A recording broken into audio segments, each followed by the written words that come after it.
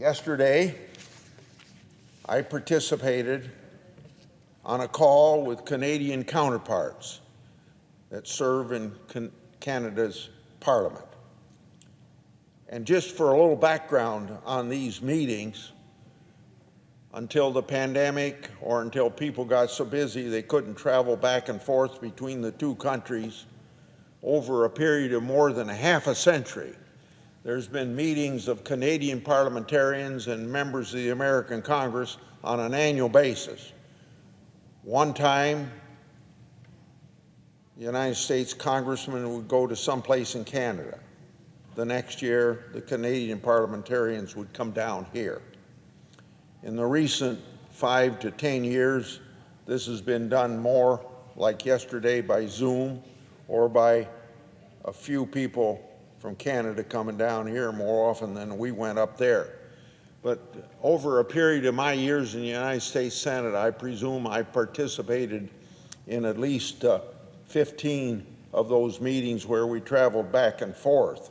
And I found them very helpful in talking about problems between the two countries. The problem is, it's almost laughable that we have very many problems between Canada and the United States. So we'd end up talking about 2 or 3 issues, but they were problems that had to be worked out. So we had this meeting yesterday by Zoom, as I just said.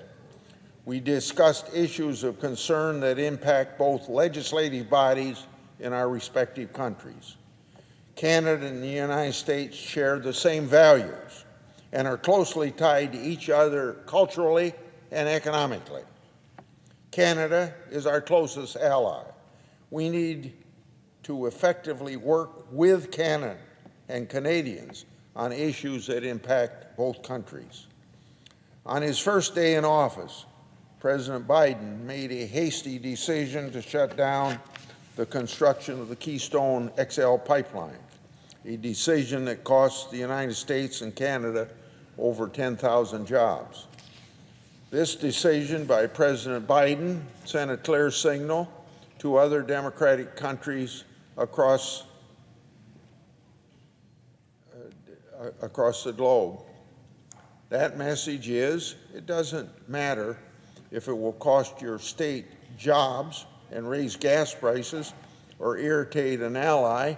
You'd be better to listen to ideologues in your party who say something like this: pipelines that transport oil are bad.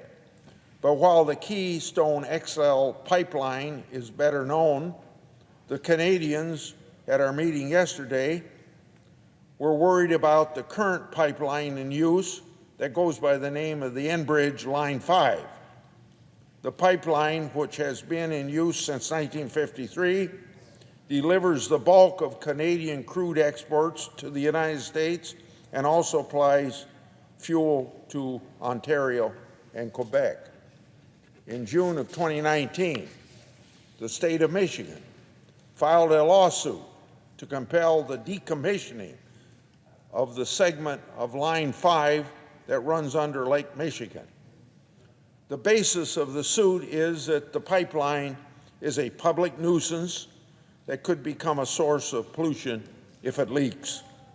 This month, the Canadian government filed a request to stop the state of Michigan for shutting down the pipeline.